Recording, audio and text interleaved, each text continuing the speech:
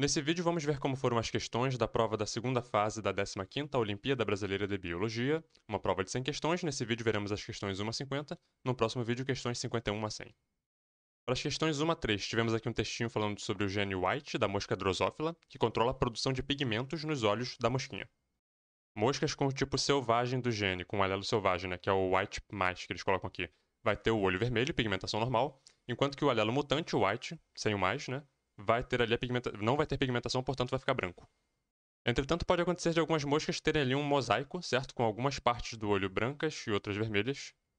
Talvez não dê pra ver na imagem, porque não tem uma resolução muito boa, mas aqui essa de baixo tem esse mosaico, com a parte do olho ali vermelho e brancas.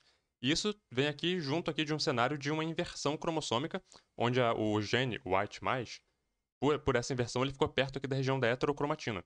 E isso inativou ele nessas regiões aqui onde houve essa inversão, nas células desses olhos. E por conta dessa inversão e por conta desse gene White+, ter vindo para próximo da região da heterocromatina, ele foi inativado, e nessas regiões onde isso aconteceu, o olho não teve pigmentação e ficou branco. Então a questão 1 perguntou qual mutação cromossômica gerou esse fenótipo, uma inversão. Eu fiz aqui um slide super tosco só para mostrar a inversão acontecendo, para caso alguém precise que desenhe, Então tá aqui. E com base no texto e principalmente na figura, a gente pode afirmar que a proximidade do gene White+, da região da heterocromatina, afetou sua expressão, sendo que em algumas células houve a inativação do gene, produzindo regiões sem pigmentação, formando ali aquele mosaico que a gente observou no olho da mosquinha.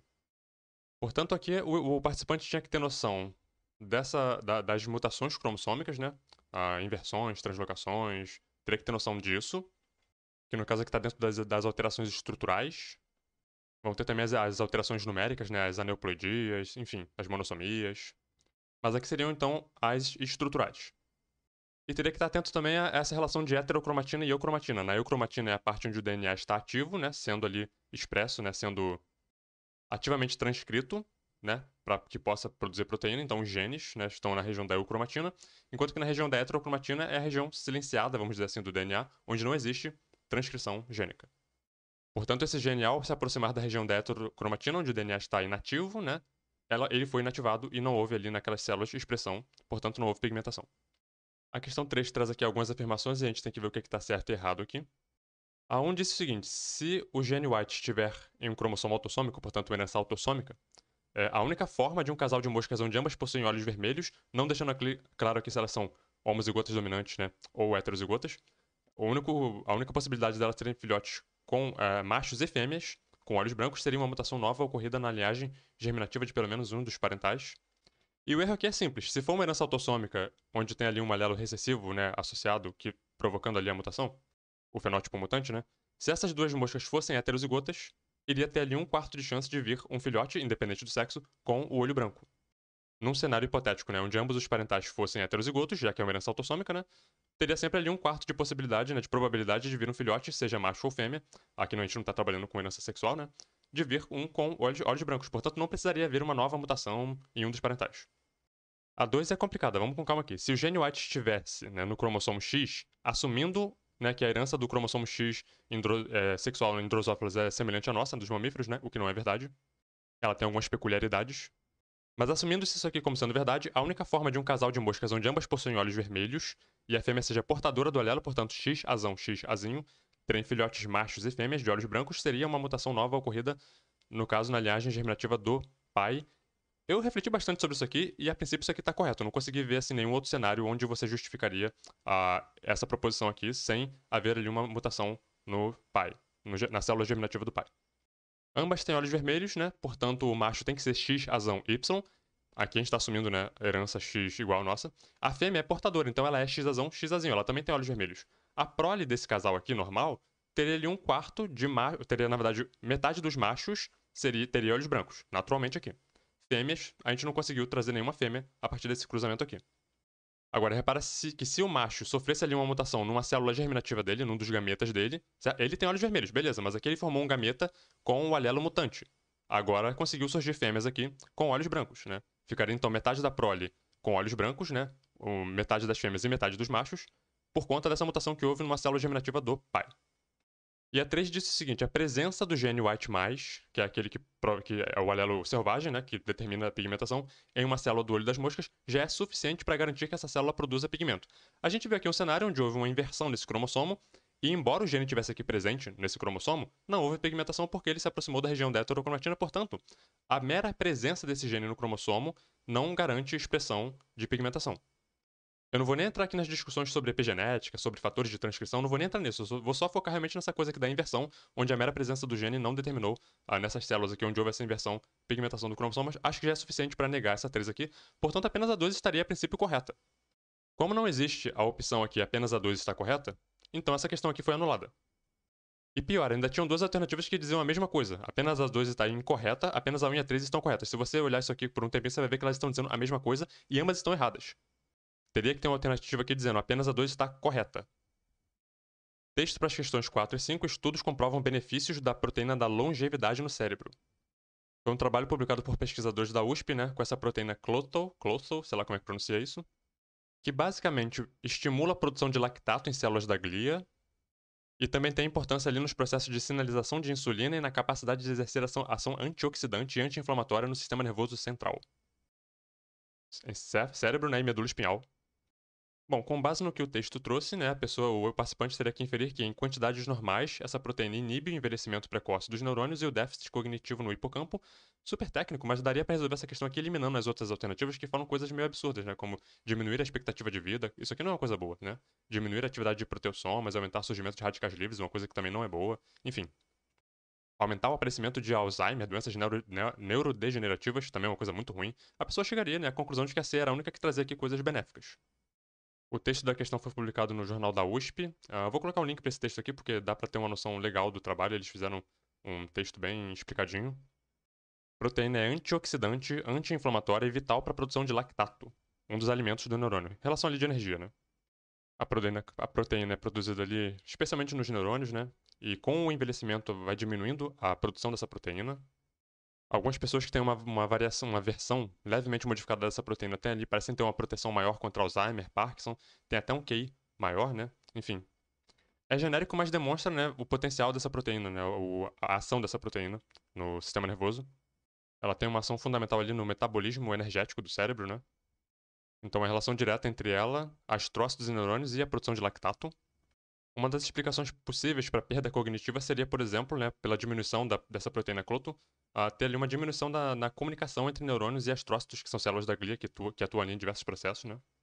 E como a gente viu, com o envelhecimento, essa proteína cloto ela vai diminuindo a produção dela, né? Então isso explica algumas coisas, como por exemplo o Alzheimer ser mais presente em pessoas, né, já idosas. Eles fizeram alguns experimentos em ratos sem essa proteína, né? E especialmente na região do hipocampo ali, eles perceberam uma relação direta entre essa proteína e um fator de transcrição que eles chamaram de FOXO, que atua ali, né, no processo de, enfim, regulação, defesa antioxidante, metabolismo energético, né, na região ali do hipocampo. E o hipocampo é uma parte importante do cérebro ali na formação de memórias. Portanto, eles identificaram a importância dessa proteína em atenuar a resposta à insulina. Assim, ela consegue promover a longevidade. Claro que no texto eles vão explicar isso de forma mais aprofundada. Resumidamente, eles então concluíram que a cloto reforça mecanismos de reparo ao induzir a atividade da FOXO para estimular a defesa contra danos oxidativos. Super complicado isso. Então, essa proteína ela atua ali na reciclagem dos neurônios e conforme você vai envelhecendo e também em alguns quadros de doenças, enfim, neurodegenerativas, né? Você fica com esse processo aqui enfraquecido, né? O que leva ao surgimento ali dos quadros de, enfim, Alzheimer, perda de memória, etc. Para quem gosta muito do assunto, eu vou colocar um link pro texto original também. Só quero mostrar uma imagem, uma figura aqui desse texto. Para recomendar, quem for ler o texto, né, para dar bastante atenção para essa imagem aqui, onde eles mostram aqui os mecanismos, né, as vias e tudo mais, a cloto atuando ali na produção do lactato, né, enfim, na troca de lactato entre as células. Aqui a gente tem o neurônio, aqui o astrócito, aqui o oligodendrócito, por exemplo. Durante o envelhecimento, né, ou condições patológicas, como por exemplo Alzheimer, a redução na produção de cloto, né, prejudica ali a relação do lactato, levando então a um quadro de disfunção neuronal. Assim, quando é uma questão para fazer relação ali entre componentes do sistema nervoso e as ações deles, né? Então, quem é que tem atividade fagocitária? Micróglia, né? Então, 3-1. Produção de bainha de mielina no sistema nervoso periférico. Células de Schwann. 1-2. Células com formato estrelado, os astrócitos. 2-3. Células de revestimento. Aqui a gente coloca aqui as células ependimárias. 4-4. E produção de mielina nos neurônios do sistema nervoso central. Oligodendrócitos, portanto, 5-5. Então, se eu não confundir nada, seria a letra E. Verifiquei, né? Eu acho que de todas essas células, a única que ainda não apareceu aqui na série foram as células ependimárias. Segundo aqui o glossário do Baer, desvendando o sistema nervoso, um tipo de célula glial que fornece o revestimento do sistema ventricular do encéfalo. Isso aqui é super resumido, super simplificado, ela tem outras funções também. Aqui no tópico sobre células não neuronais, as células ependimais formam uma camada de células que atapeta os ventrículos do encéfalo, desempenhando um papel no direcionamento na migração celular durante o desenvolvimento. Enfim, texto para as questões 6 a 10 vai falar sobre biologia sintética, um ramo da biotecnologia. Enfim, conjuga biologia e engenharia, né? Biologia molecular e engenharia. Permite a criação de micro-organismos a partir de micro-organismos pré-existentes, né? Bom deixar bem claro. E outras células, tecidos, seres vivos, tudo isso aqui com funções, né, que podem ser úteis ali para o ser humano. Fala também sobre bioinformática, que é um tema super complexo, é um pesadelo, mas enfim. E a união dessas duas tecnologias, né, trouxe ali uma série de benefícios, né, enfim, criação ali de bases de dados com sequências de DNA, RNA, proteínas, né, maiores. E tudo isso traz ali benefícios, traz, enfim, vantagens, especialmente ali no enfrentamento de questões, né, enfim, fisiológicas, metabólicas. Questão 6. Qual alternativa não apresenta uma atividade possível de ser realizada por um biólogo em um laboratório trabalhando com biologia sintética? E é sempre bom deixar bem claro o seguinte: não é possível hoje com a tecnologia atual, certo? Gabarito letra E, produção de uma nova bactéria do zero, inédita, e a introdução de material genético sintético que consiga se reproduzir, né? Enfim, produzir todas as dinâmicas intracelulares. Eu acho que a principal dificuldade aqui é porque sempre quando eles vão fazer, né, alguma modificação, eles pegam uma bactéria já pré-existente, né, eles escolhem lá alguma espécie que seja apropriada, e introduzem sim material genético sintético nela, mas numa célula já pré-existente. Porque criar do zero as dinâmicas metabólicas intracelulares é uma coisa super complicada. Um desafio imediato, por exemplo, para se criar uma célula sintética do zero, compartimentalização. Diversas enzimas que vão estar atuando lá em diversos processos, elas não podem ficar em contato uma com a outra, ou o meio, né, que é apropriado para uma não é para outra. Então você precisa aprender a compartimentalizar, né, tornar possível que diversas enzimas com atividade diferente, que requerem condições diferentes, possam estar atuando simultaneamente, né, para fazer o metabolismo funcionar. Isso é um desafio muito grande. E claro, a criação do metabolismo energético, né? Todas as enzimas e as proteínas que atuam ali, que são fundamentais para que seja feita ali oxidação de matéria enfim, de alguma molécula orgânica, como por exemplo o açúcar, para gerar energia, ou até mesmo a fotossíntese, né? A autotrofia, que é mais complexo ainda. Para quem quiser aprofundar, eu vou colocar um link para esse textinho aqui. Ele é um texto pago na Nature, então é bom usar o Sci-Hub, né? Para quem quiser ler de graça. E enfim, ele fala um pouco sobre tudo isso que eu tentei discutir agora. É um textinho curto, 4 páginas, mas eles tocam bem assim no cerne da questão, então é bem interessante a leitura. 7. Alternativa que não é verdadeira sobre mapeamento genômico. Gabarito letra E envolve marcadores genéticos moleculares, partes inidentificáveis de um cromossomo. O erro aqui, claro, né? Falando que marcadores genéticos moleculares são inidentificáveis quando isso aqui é claramente errado. Eles são identificáveis. São sequências altamente polimórficas ali nos cromossomos que permitem, né, enfim, diversos estudos ali envolvendo identificação de presença, né, de sequências de genes de interesse, né, que estão sendo estudados. Sendo honesto, é um tema complicado da biologia molecular que eu gaguejo bastante para falar disso aqui, mas basicamente, assim, o erro aqui estava em dizer que marcadores genéticos moleculares são inidentificáveis. Eles não são inidentificáveis. Alguém poderia achar estranho a letra C, por exemplo, envolve a identificação de traços ou fenótipos. Pô, tá falando de marcador molecular e aí fala de fenótipo. Bom, existe uma relação direta entre um fenótipo e um genótipo, né? E além disso, eu nem sei se é relevante aqui para a questão, mas existem inclusive marcadores moleculares que são fenotípicos.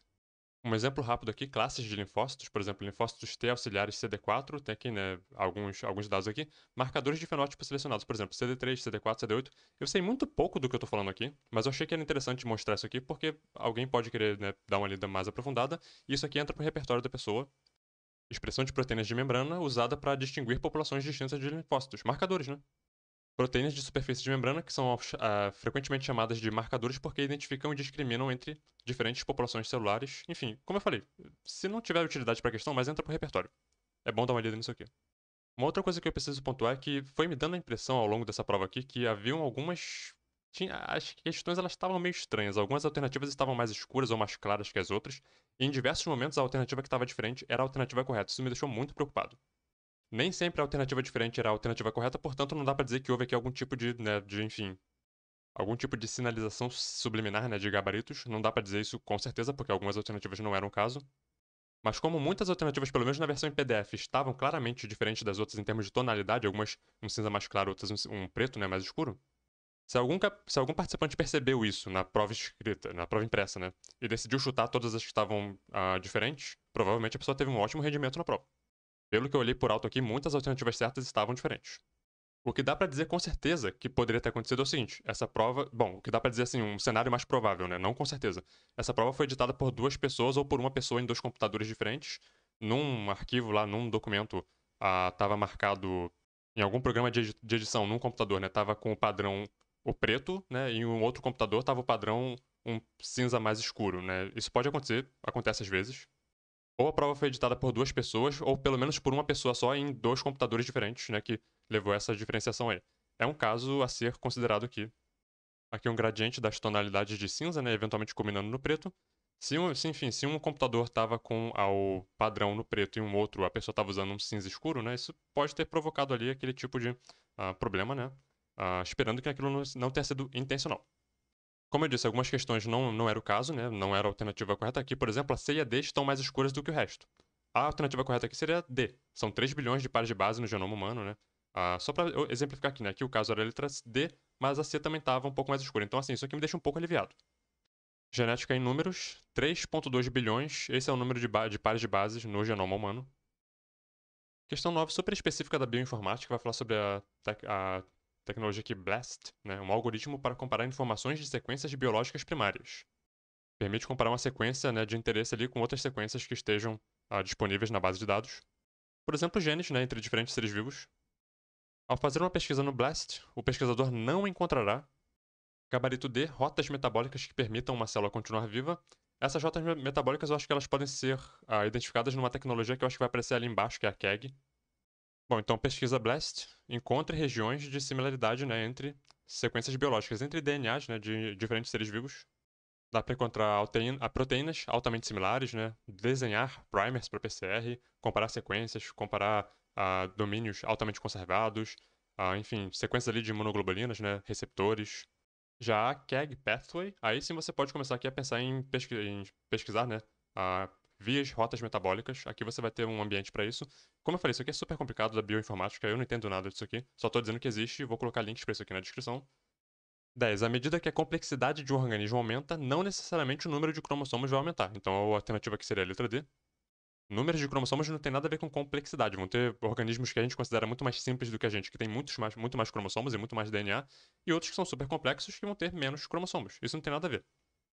Agora, tamanhos maiores de genes com mais introns, por exemplo, isso aqui faz sentido? Faz, né? Por conta daquela coisa do splicing alternativo, né? Mais possibilidades. Só uma discussão breve aqui, mas só para deixar bem claro.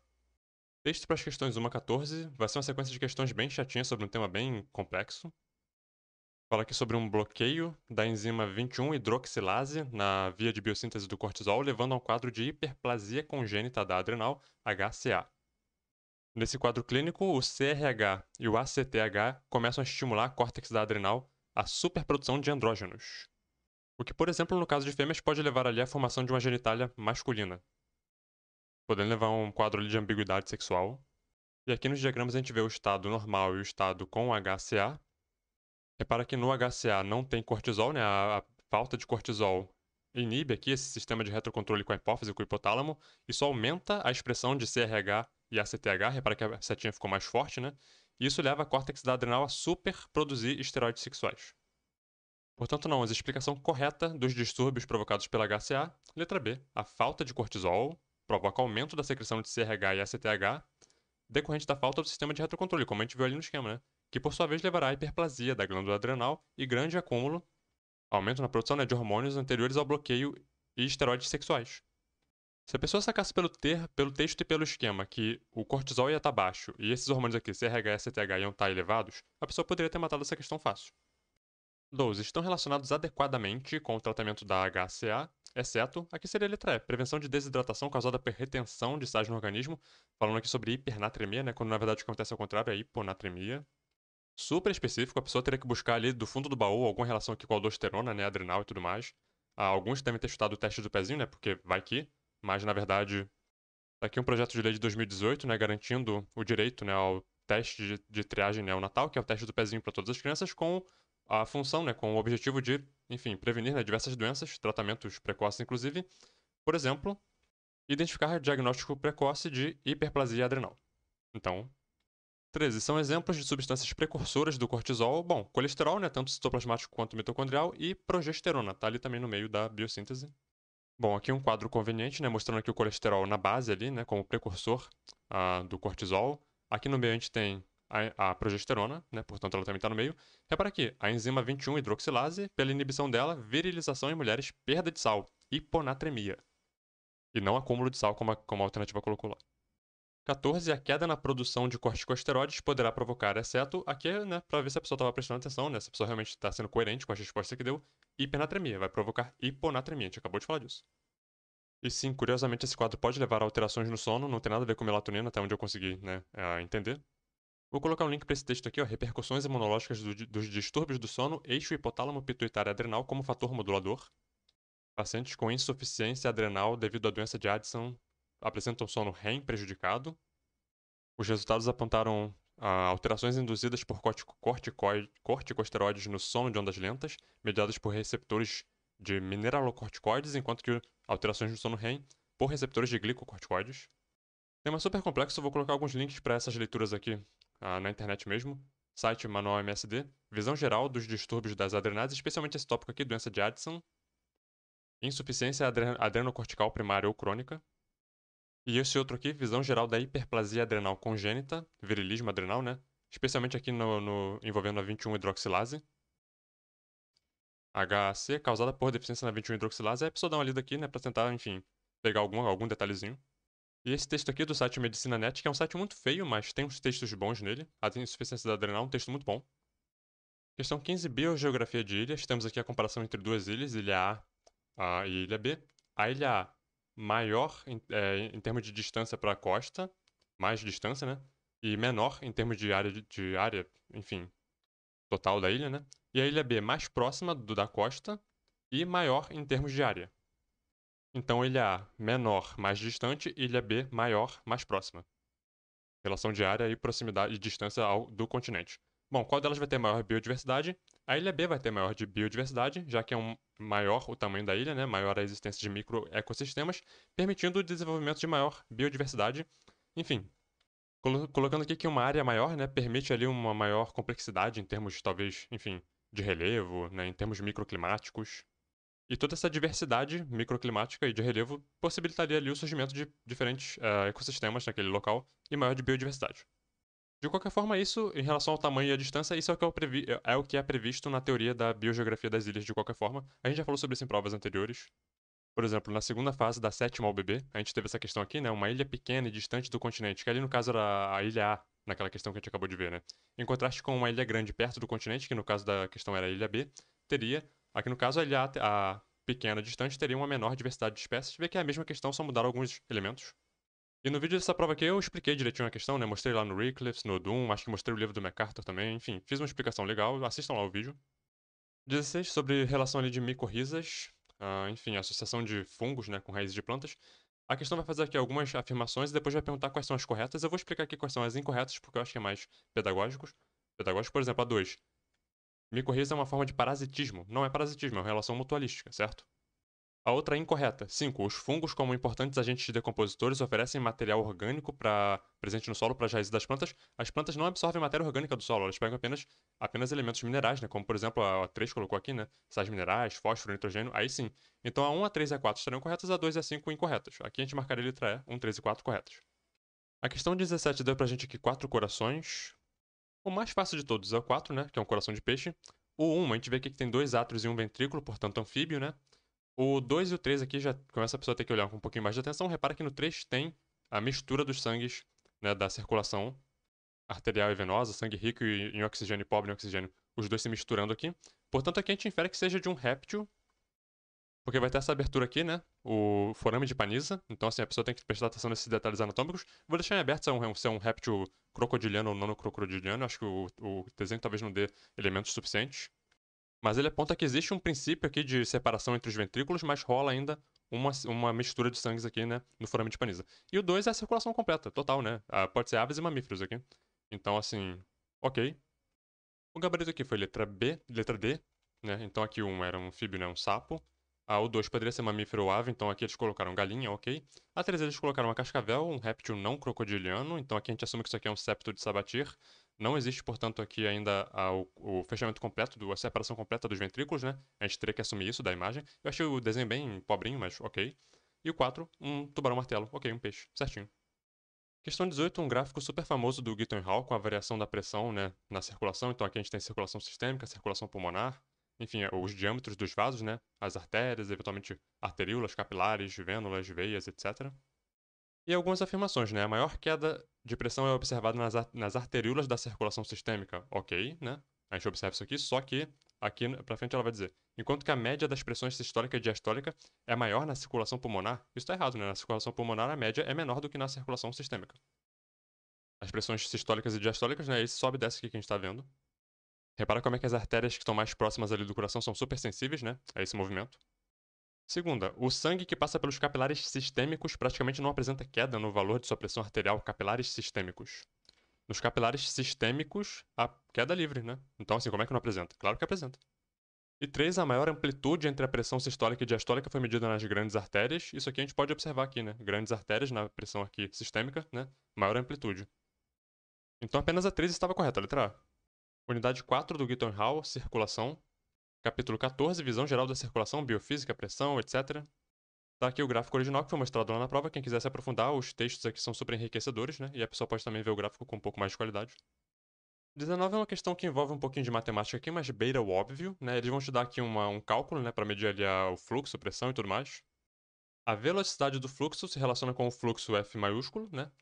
Esse aqui é o Vzinho, né? F maiúsculo, com a área de secção transversa S. Então repara que a velocidade é igual ao fluxo dividido por S, que é a área da seção transversa. Dessa forma, você espera que o vaso que possua maior velocidade, ou seja, o maior número de V, seria aquele que, por conta do porquê aqui está acontecendo uma divisão, quem tiver o menor S vai ter o maior V, né? E quem tiver o maior S vai ter o menor V. Entende? Fiz um exemplo só para ilustrar, eu coloquei F igual a 2. Repara aqui, em pequenas artérias, que é o que tem o menor S, certo? 2 dividido por 20 deu 0,1. O que tem o maior S, que era 2.500, que eram os capilares, deu 0,000. Então, quem é que tem a menor V aqui, a maior V aqui? O que tinha o menor S, certo? Então, essa aqui é a relação. Portanto, letra A, artéria pequena.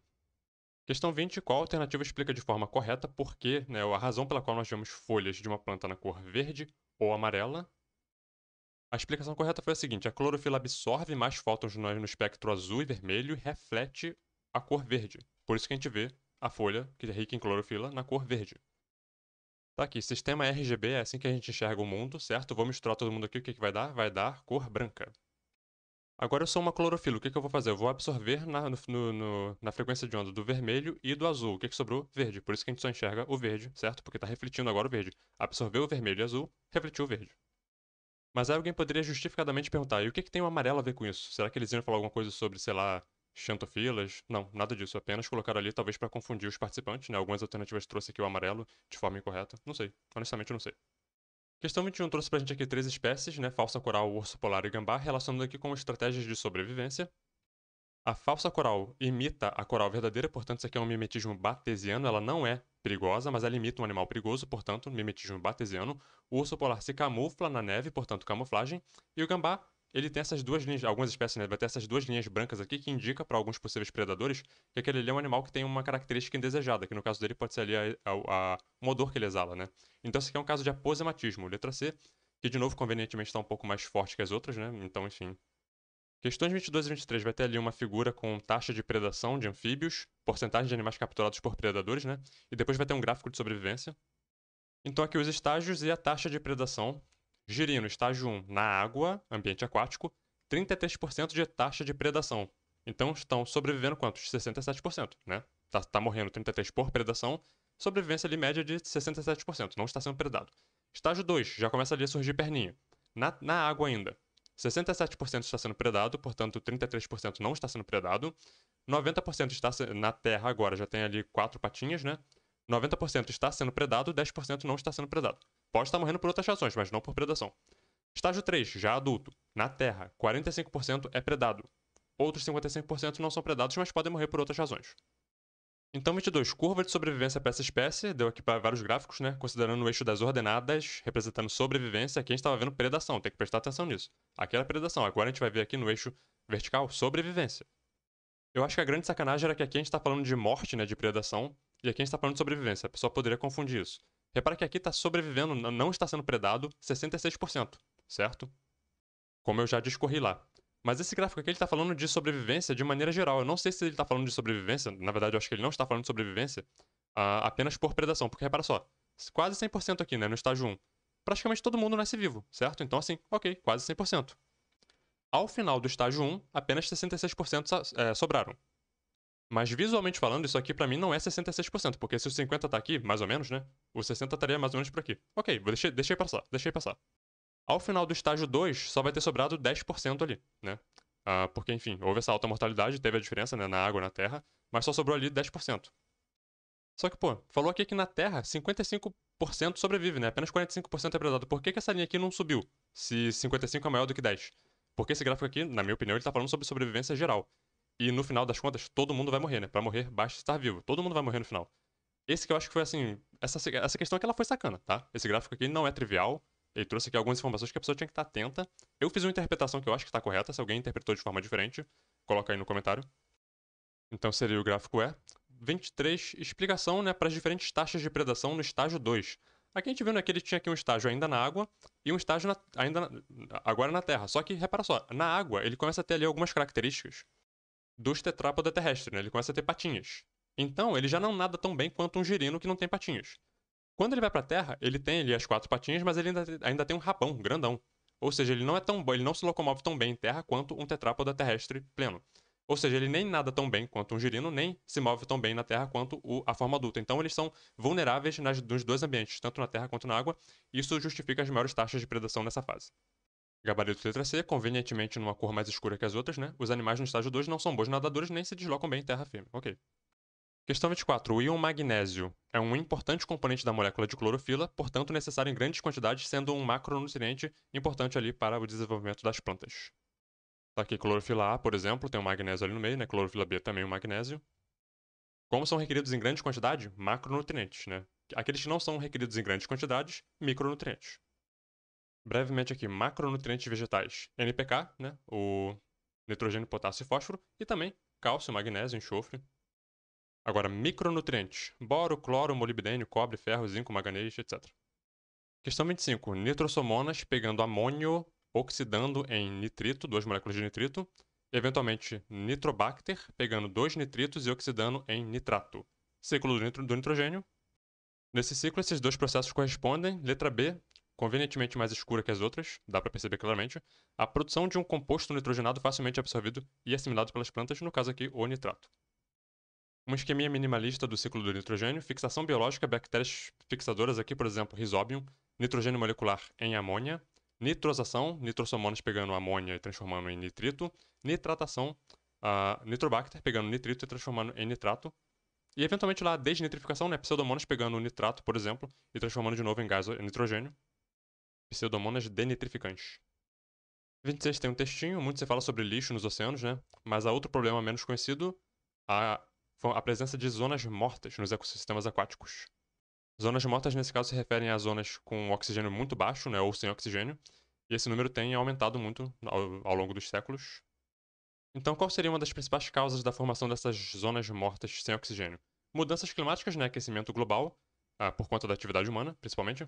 Bom, o fato aqui de que as águas mais quentes têm menor solubilidade de oxigênio, portanto o oxigênio fica menos solúvel, acaba sendo perdido para a atmosfera, menos oxigênio na água, né, levando ali a quadros de baixo ou nenhum oxigênio na coluna d'água. Eu estou aqui com meu recipiente cheio de água, né, ou pela metade de água, enfim. Só quero que vocês vejam aqui o comportamento das moléculas de água nesse recipiente, numa temperatura ambiente, 25 graus Celsius.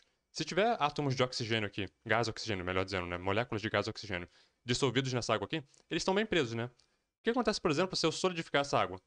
Ela literalmente apreende qualquer coisa que esteja ali, né? Então, assim, o oxigênio aqui estaria completamente preso, porque a água está congelada. E se eu ferver essa água, colocar ela a 100 e poucos graus Celsius? Olha como é que as moléculas ficam distantes umas das outras. Agora já não existe mais como essas moléculas prenderem o gás oxigênio aqui. Portanto, o gás oxigênio ele fica livre e se dissocia da água e vai para a atmosfera, né? Ele deixa de estar dissolvido na água e vai para a atmosfera.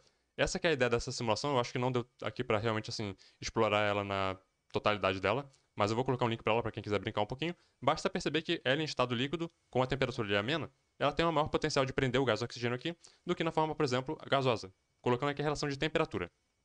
Ah, mas a água do oceano nunca ferve. Ok, nunca ferve. Beleza, 25 graus. Tá, desse jeito aqui. Vamos aumentar um pouquinho a temperatura.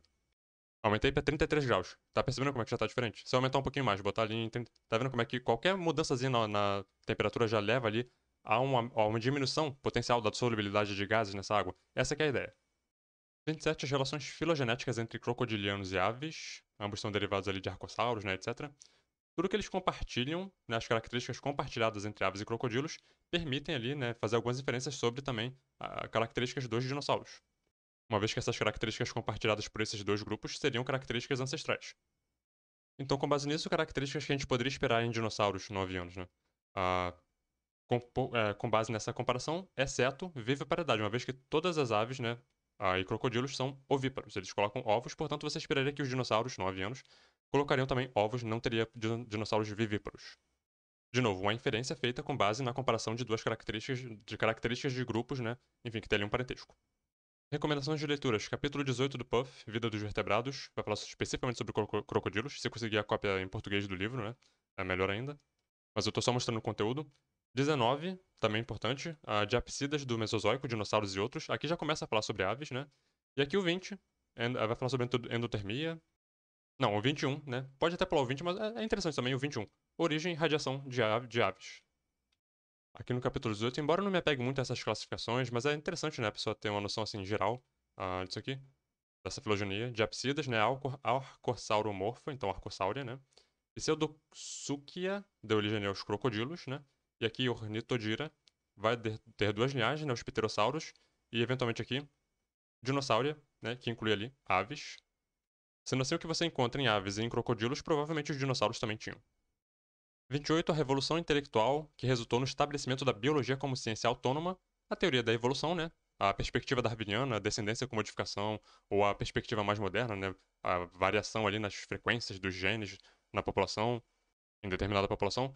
Tudo isso, né, trouxe aqui um processo que está acontecendo única e exclusivamente em seres biológicos, né, em seres vivos. Portanto, a biologia se faz ali uma ciência autônoma, né, fundamentada num processo que acontece exclusivamente nela. Texto para as questões 29 a 30 fala sobre sanguessugas. Esses animais podem ser utilizados, né, nas cirurgias plásticas reconstrutivas, ajudando a restabelecer a circulação sanguínea. Combatem eficazmente a gangrena, descongestionando os vasos sanguíneos. O complexo salivar das sanguessugas possui potentes componentes anticoagulantes. 29. Sobre sanguessugas, são animais hermafroditas que pertencem ao filo dos anelídeos, letra B. Capítulo 14 da terceira edição do Brusca, Filo Anélida, só para mostrar algumas coisinhas aqui. Anelídeos incluem minhocas, sanguessugas, alguns vermes de areia, vermes tubícolas, etc. Brevemente aqui, tradicionalmente os anelídeos eram divididos, né, em poliqueta, oligoqueta e irudínia, né, que eram as sanguessugas. Então as sanguessugas estavam dentro desse grupo aqui, irudinoide, a irudínia. Mas aí eles perceberam que tinha ali um grupo taxonômico que era mais próximo dos irudíneos, que era Lumbriculidia, que era um oligoqueto. Daí eles criaram um grupo chamado Clitelata, que abrange Irodinoidea, as sanguessugas, né, e Oligoqueta, que tinha ali as minhocas, né. Não sei se essa aqui é sabe, a conformação mais atual, a gente tem que sempre estar olhando isso aqui, né, pra se atualizar. Eu tô dando aqui um exemplo só pra mostrar o seguinte, como que essas coisas, né, vão sendo adaptadas e vão sendo estudadas. Por exemplo, o próprio grupo Clitelata se origina dentro do que seria as poliquetas, né. Então, assim, poliqueta acaba sendo um sinônimo de anélida, né, dentro dessa concepção aqui. Poliqueta e oligoqueta acabaram virando nomes informais. Eu tô dizendo isso por quê? Porque no ensino básico ainda se ensina, ainda se fala de poliquetas e oligoquetas, né? Ok, pro ensino básico funciona, né? Mas assim, essa coisa está se atualizando, né? É bom, é importante a pessoa se manter atualizado com literatura específica da área. Algumas características gerais do filo anélida. Muitas delas, né? Aqui a décima, gonocorísticos ou hermafroditas. Você vai encontrar essa coisa do hermafroditismo de forma bem presente em vários grupos em anélida. Uma informaçãozinha aqui quase aleatória sobre as sanguessugas é que existe, a gente sabe que a sanguessuga ela pode, né, beber sangue, né? E muitas pessoas acham que ela exclusivamente se alimenta de sangue. Contudo, muitas são predadores de vida livre e alguns são escavadores carniceiros, ou seja, são predadores, né? Podem consumir inclusive outros animais, enfim. E quanto à reprodução, como todos os clitelados, os irodinoídeos são anelídeos hermafroditas. Repara que numa das letras S que essa questão trouxe, ela falava que se alimentava exclusivamente de sangue, e sim, tinha 2 letras S nessa questão. Você tinha percebido isso? Considerando as propriedades anticoagulantes da saliva das sanguessugas, são componentes dessa saliva, exceto se é anticoagulante, ela não pode fazer nada que, de certa forma, contribua para o evento de coagulação. Portanto, ela não pode contribuir, por exemplo, com a ativação do complexo protrombinase. Nosso querido capítulo 36 do Gitton Hall, temos vindo nele muitas vezes nos últimos vídeos, né? Homeostasia, coagulação. Aquela famosa tabelinha com os fatores de coagulação. Atenção aqui pro fator 10, fator X, né? Fator 10, fator Stuart-Power. Aqui um esqueminho, fator X sendo ativado, associação ali com cálcio, ativação da protrombina. O efeito do fator 10 ativado para formar o ativador de protrombina, né? Associado ali com cálcio. Consequentemente, no complexo ativador da protrombina final, o fator 10, ou X, né? Enfim, ativado é a verdadeira protease, protrombinase, causadora de clivagem da protrombina para formação de trombina. Enfim, é uma coisa super complicadinha, mas eu estimulo a leitura, né? Eu trago aqui um capítulo do livro para quem quiser se aprofundar. Questões 31 e 32 vão falar sobre PCR, biologia molecular, né? As fases da PCR, desnaturação, anelamento, extensão. Aqui em altas temperaturas as fitas são separadas, aqui embaixo os primers são anelados, né, na fita molde, e aqui é feita a extensão, né? A polimerase começa a atuar para estender, né, a fita. As duas estão representando as mesmas etapas, claro que na primeira e na segunda a gente percebe aqui que tem uma pequena diferençazinha. Eu vou botar alguns textinhos na descrição falando sobre o PCR, já coloquei, mas enfim. Tem um especificamente que fala um pouco sobre a primeira rodada, tem uma pequena diferençazinha ali, as outras vão seguir de outra forma, não muda muita coisa não. Bom, a letra C então disse: a adição de nucleotídeos ao primer pela polimerase ocorre em 3A, que é exatamente essa primeira fase aqui da extensão, né? Então assim, tá correto a letra C. De novo, leiam, né, os textinhos aí, estudem mais PCR, porque é uma técnica boba, mas sempre tem uma questãozinha específica. E a 32, o que não seria uma possível aplicação da técnica de PCR? Das que foram apresentadas aqui, letra B, reposição de tecidos e órgãos danificados por doenças ou distúrbios. Isso aqui estaria dentro ali da terapia celular, né? Por exemplo, reposição de tecidos. A gente pode pensar inclusive em transfusão sanguínea, por exemplo, né? Lembrando que o sangue é um tecido. Então isso aqui está mais pro lado da terapia celular do que da PCR. A PCR não tem nada a ver com isso aqui. PCR é a amplificação de DNA. Pegar poucas cópias e transformar em muitas. 33. O que os geneticistas estão querendo dizer quando eles falam de fitness ou aptidão? Uma medida da contribuição de um genótipo para o pool gênico da próxima geração. Que, de certa forma, que está falando sobre sucesso reprodutivo, né? Se eu tenho sucesso reprodutivo, meus genótipos, né? Enfim, minha informação genética vai contribuir mais para a próxima geração. Dependendo ali de quanta prole, né? De quantos descendentes eu vou ter. Capítulo 4 do Ridley, Evolução. 4.6 Os organismos de uma população variam em seu sucesso reprodutivo. As diferentes formas de um caráter devem estar associadas ao seu sucesso reprodutivo ou aptidão, fitness, né? Determinando o grau no qual os indivíduos contribuirão com a sua prole para a próxima geração. 34 Uma população com 30 indivíduos A1A1, 24 indivíduos A1A2, heterozigotos, 6 indivíduos A2A2. A frequência dos alelos A1 e A2 nessa população serão, letra A, A1, 0,7, A2, 0,3. E que bom que eles colocaram essa alternativa mais clara, né? Porque eu nem precisei olhar no gabarito. Mas como na prova que você vai fazer não vai estar marcadinha lá a alternativa, né? Correta, é bom você aprender a calcular. Mas é bom ficar de olho, hein? Bom, minha população total, P2, 2pq, que é o quadrado para 2 alelos, né? Frequências genotípicas, P ao quadrado, 30 sobre 60, porque 60 é o total, né? 0,5. PQ, 24 sobre 60, 0,4, que é o quadrado, 6 dividido por 60, 0,1. As frequências aléricas, então, de Pzinho. Raiz quadrada de 0,5, né? 0,7, blá blá blá. E a de quê? Raiz quadrada de 0,1, 0,3, blá blá blá. Ah, mas não deu para usar a calculadora na prova, não tinha calculadora, como é que eu faço? Você pode fazer a fórmula P ao quadrado mais 2pq dividido por 2. Observe que 2pq dividido por 2 está entre parênteses, porque primeiro você tem que resolver isso aqui. Resolveu isso aqui, você vai fazer 0,5, né?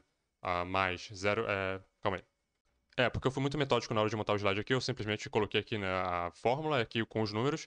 Então, 0,5 mais 0,2, 0,7. Aqui embaixo, 0,1 mais 0,2, que é o 0,4, né, o PQ dividido por 2, dá 0,3. Dá pra resolver assim também. Sempre arredondado, né? Então assim fica menos preciso, mas dá pra resolver.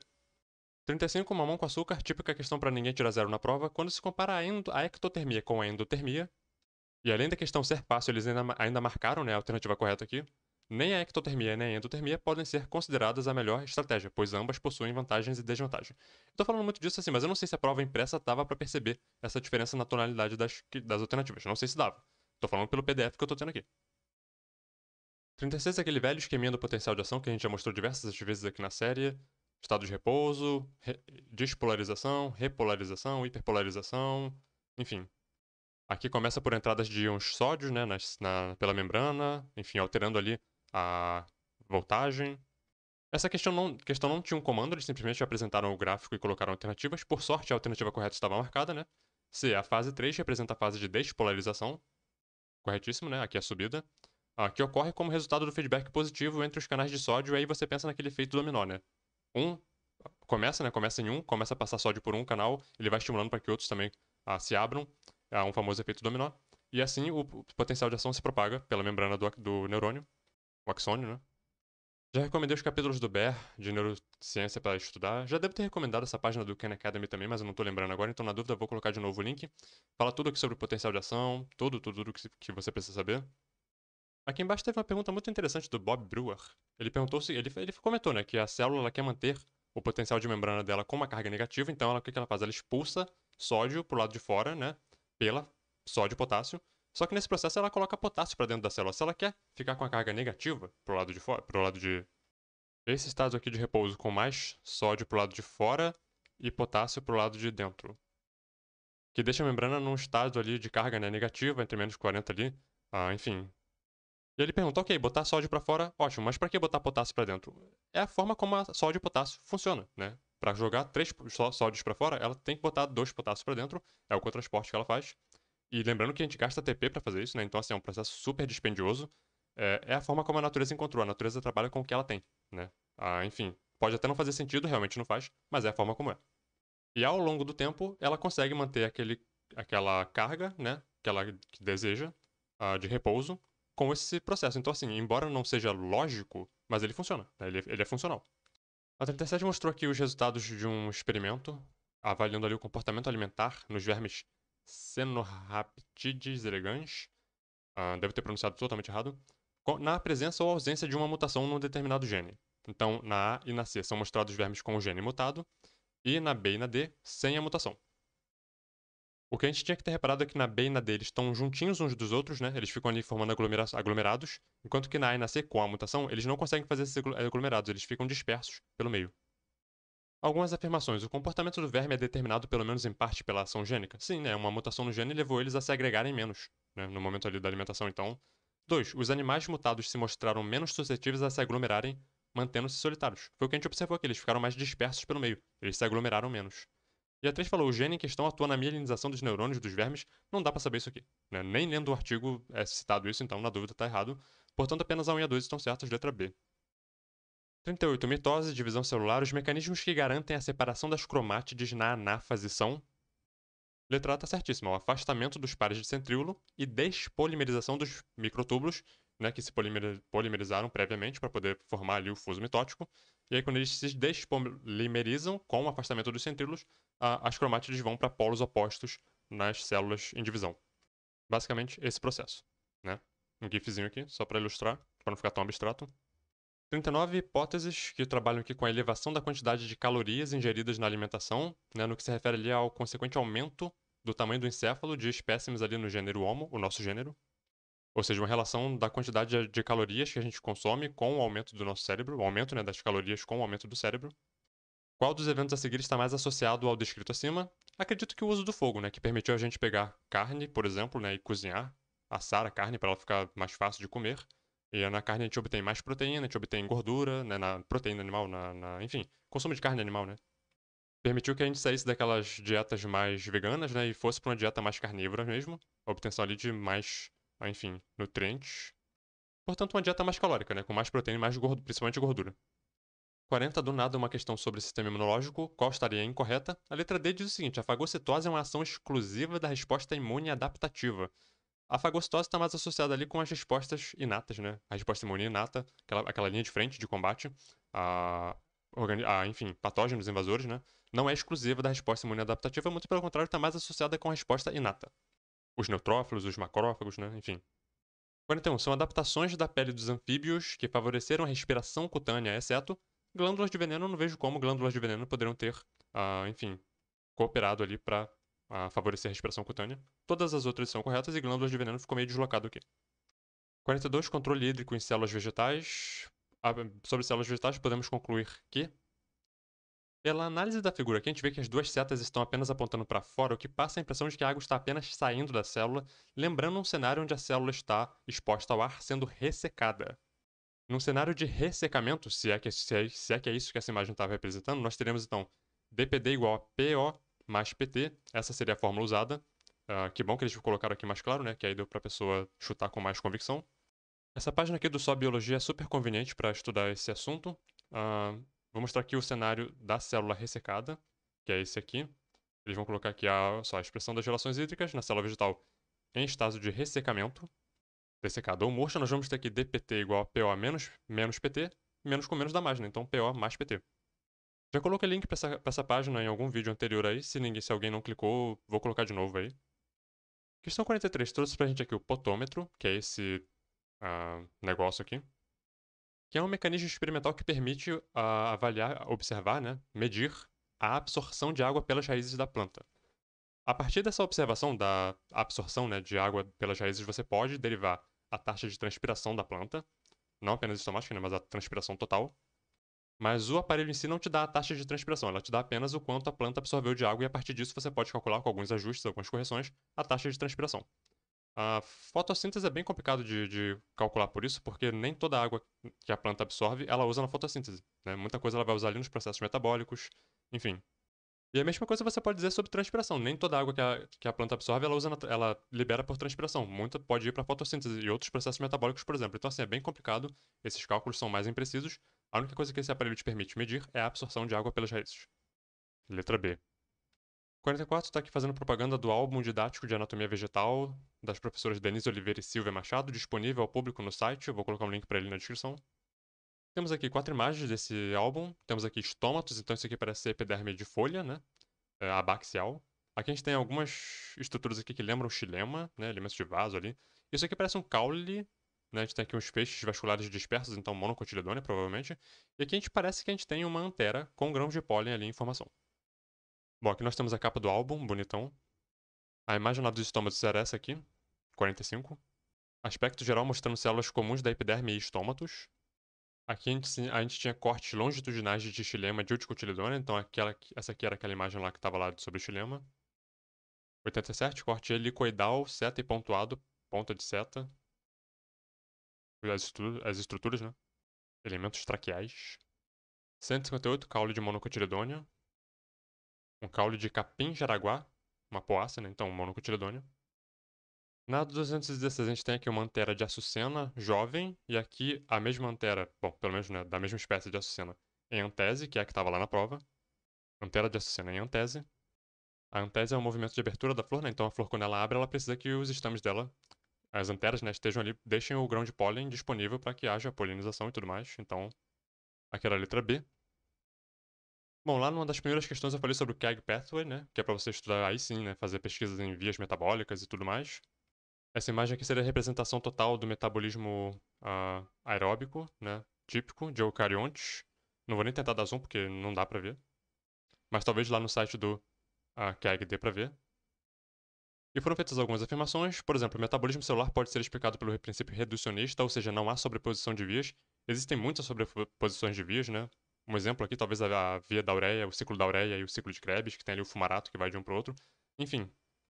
2. Um mesmo produto não participa de mais de uma via metabólica. Acabei de falar do fumarato, né? 3. Todas as vias metabólicas representadas acima são processos que ocorrem de forma espontânea, não havendo necessidade de energia. Existe gasto de ATP em muitas vias metabólicas.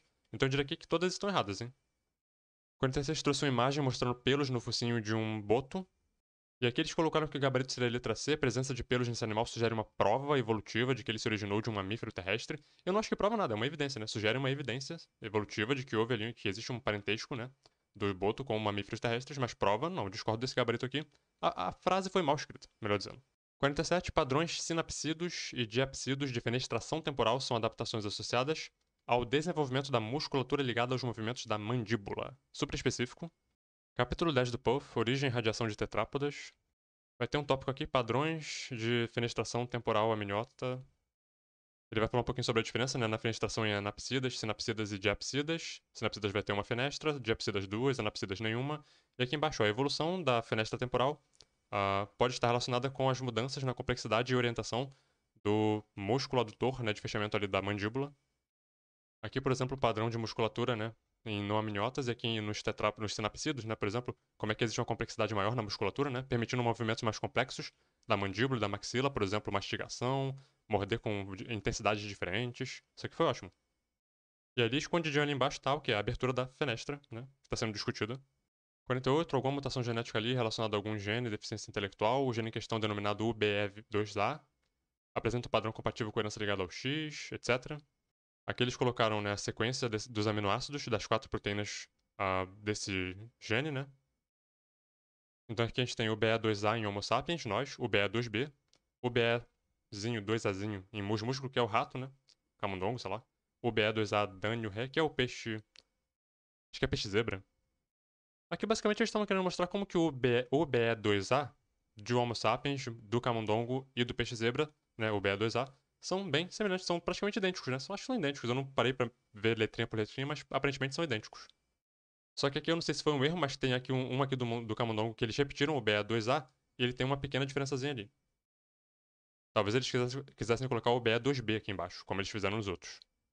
Aí a pessoa tinha que assinalar a alternativa incorreta. A B diz: sendo esse gene de herança restrita ao sexo, as perturbações geradas afetariam mais homens do que as mulheres. A herança restrita ao sexo é ligada ao cromossomo Y, né? Portanto, elas afetam apenas homens, pai para filho, em situações normais. E aqui na letra E que deu um probleminha, porque eles colocaram que, de acordo com as sequências, né? Enfim, aquela parte lá que eles colocaram aqui no quadradinho, dizendo que seria idêntica, né? A sequência UBE2A seria idêntica em homens, camundongos e peixe-zebra. Como teve uma parte lá que eles repetiram no camundongo, nos músculos, colocaram o BE2A de novo, e como essa sequência tinha uma pequena diferençazinha, aí a pessoa tem que olhar depois, né, o quadro direito ali. Essa alternativa aqui acabou ficando também sendo considerada errada, e aí você poderia colocar tanto B quanto E e receberia ponto nessa questão. 49, temos aqui um cromossomo com as distâncias, né, entre os genes nesse cromossomo. Repara como que o A está distante, tá super distante de C, né? B e D estão super juntinhos um do outro. Existe maior probabilidade de crossing over entre A e D, né, do que entre B e D, por exemplo. Existe maior chance de crossing over entre C e D do que B e D, entendeu? A probabilidade de que haja crossing over é maior quanto maior for a distância entre dois alelos. Portanto, entre quais losses há a maior probabilidade de crossing over? Entre o A e o D, são os que estão mais distantes um do outro. Questão 50, numa colmeia você tem ali abelhas de diversas classes, né? Rainhas, operárias, zangões. Assinale a alternativa que melhor relaciona a existência dessas diferentes formas. Bom, assim como as formigas e os cupins, né, as abelhas vivem numa sociedade e geralmente nesses padrões de populações, né, eles têm ali divisões de tarefas, divisões de classes, onde cada uma vai estar envolvida ali num processo específico. Então o gabarito seria a letra B. Com isso ficamos por aqui. No próximo vídeo a gente pega então da questão 51 até a questão 100 dessa prova. Até lá.